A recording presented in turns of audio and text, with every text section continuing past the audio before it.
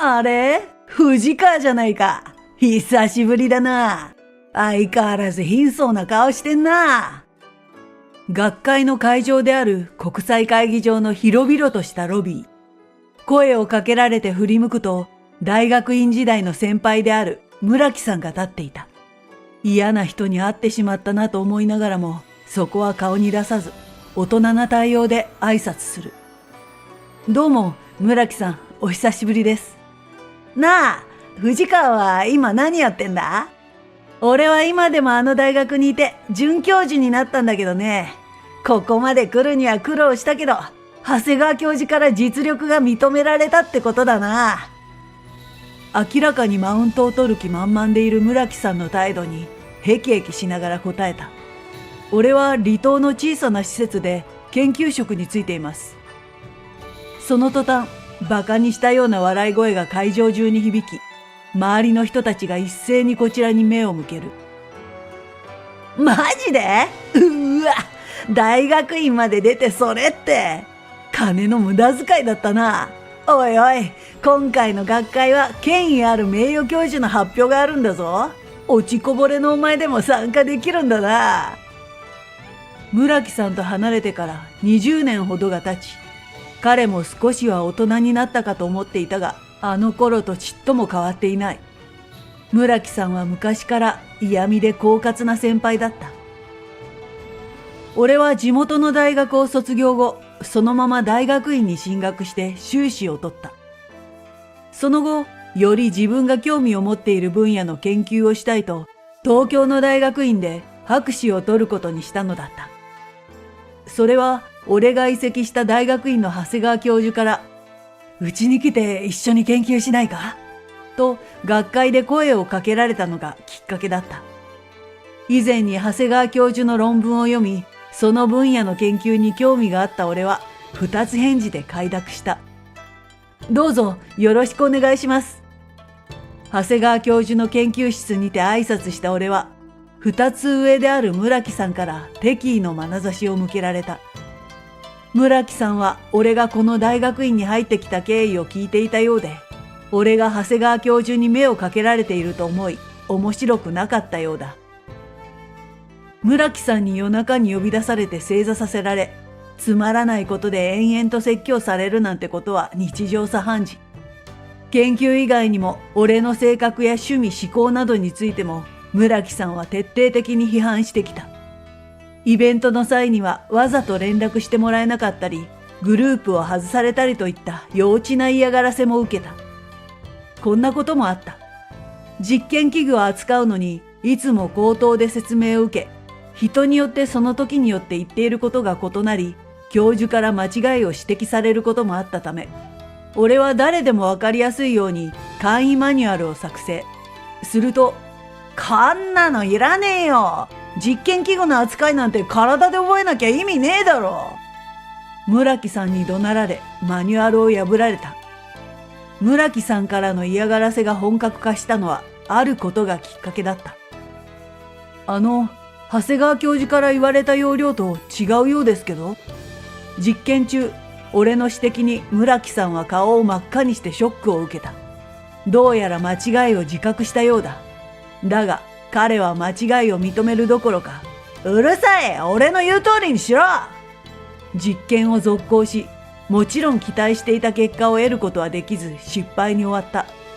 周りを巻き込んで、俺が要領を間違ったためと長谷川教授に報告したため、さすがの俺もそれには怒り、喧嘩となった。一番困ったのは、研究に必要な情報を隠蔽されたこと。なんとか一からやり直して発表に間に合わせたものの、貴重な時間を無駄にしてしまった。俺は村木さんが卒業するまでの1年間の我慢だと何度も言い聞かせ、いじめや嫌がらせに耐え忍んだ。だが、村木さんは大学院を卒業後は博士研究員、いわゆるポスドクにつき居続けることが決まった。俺はそれで心が折れてしまい、無気力状態に。長谷川教授や親しくしてくれていた研究室の仲間の支えのおかげで、なんとか博士を取得することはできたものの、大学には残らず就職することにしたのだった。その際、長谷川教授は俺に就職先を斡旋してくれた。俺にとって村木さんは二度と会いたくない人だ。学会の話を聞いた際、村木さんが参加するであろうことを予想し、行きたくないとも思った。だが、辞退することはできない。今回の学会の発表は俺にとって絶対に聞き逃したくない、聞き逃せないものだからだ。司会者が開始の案内をし、それに従って参加者が開いた扉から会議室へぞろぞろと入っていく。この後の打ち上げパーティー、豪勢な食事が出るらしいから行った方がいいぞ。島暮らしでろくなもん食ってないだろ。すかさず嫌味を言って村木さんが立ち去る。どこまでも不快な人だ。俺はため息を一つつき、会場の中へと入っていった。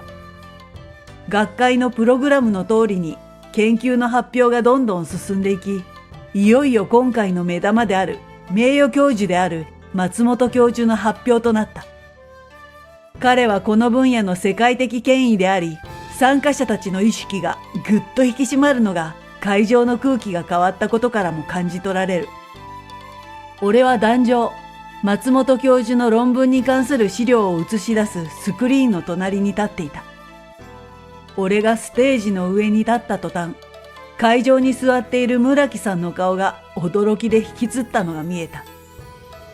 松本教授が俺を見てうなずき、彼は論文の発表を開始した。松本教授の発表中、会場からはどよめきが起こったり、歓声が湧いたりした。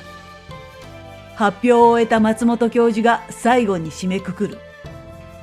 この論文は、こちらにいる私の助手を務めてくれた藤川昴君との共著となっています。彼の手助けなしには求めていたエビデンスを出すことはできませんでした。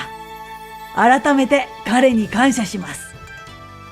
松本教授は俺が働く離島の研究所の所長を務めている。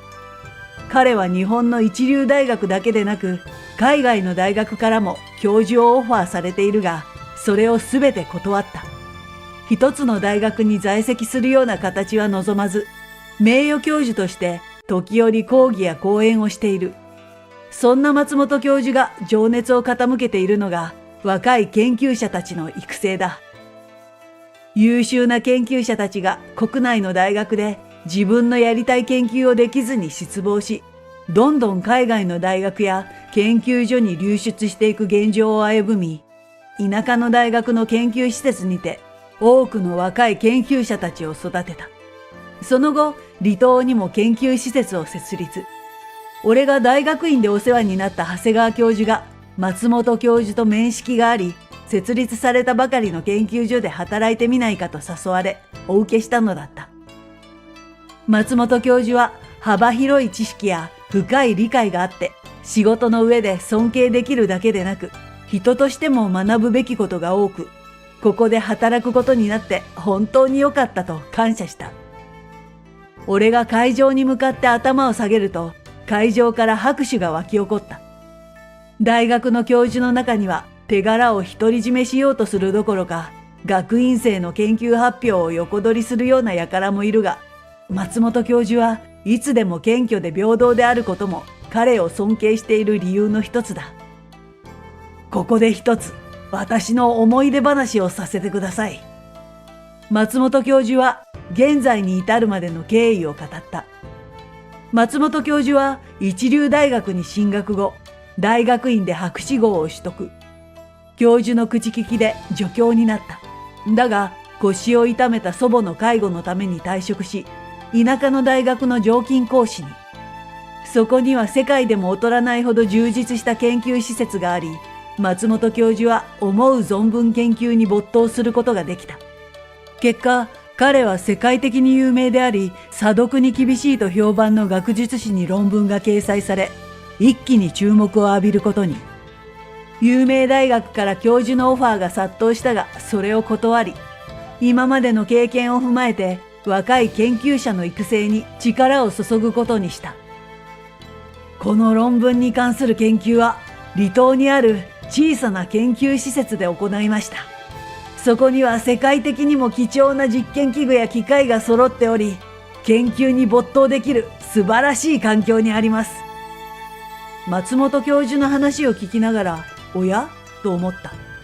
もしかしたら松本教授は、俺が村木さんに罵倒されているのを聞いていたのかもしれない。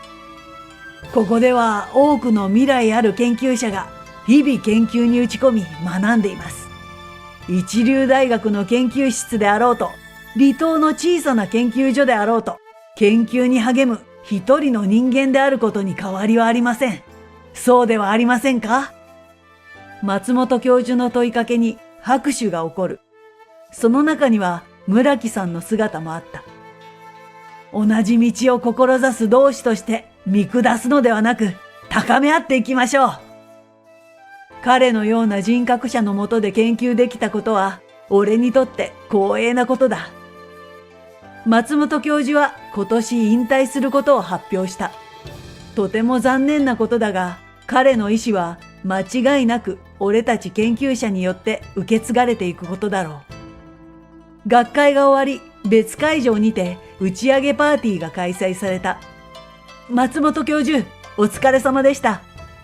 俺が声をかけると、松本教授がにっこりと俺の肩に手をかけた。